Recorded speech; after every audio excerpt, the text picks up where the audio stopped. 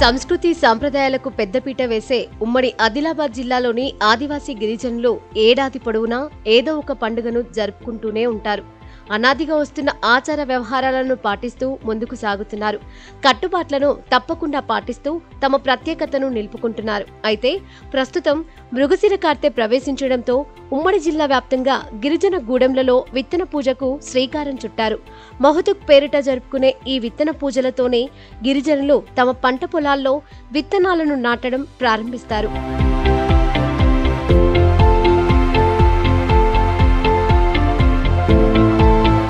ఆదివాసీలు కులదైవాలకు విత్తనాలను చూపించి నైవేద్యాలు సమర్పించి విత్తనాలు నాటడం ప్రారంభిస్తారు.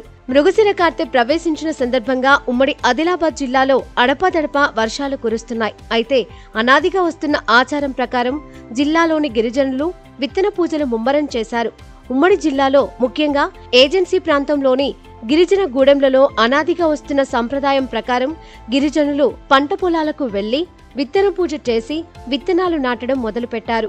దీన్నే గిరిజనులు వారి భాషలో మొహతుక్ అని పిలుచుకుంటారు. ఇప్పటికే జిల్లాలోని పలు గూడెంలలో ఈ తంతు ముగియగా మరికొన్ని గూడాలలో ఇంకా కొనసాగుతోంది. మరోవైపు ఇంద్రవెల్లి మండల కేంద్రంలోని గిరిజనుల ఆరాధ్య దైవం ఇంద్రాయిదేవి ఆలయానికి జిల్లాలోని నలుమూలల నుండి గిరిజనులు తరలివచ్చి విత్తన పూజ చేస్తున్నారు.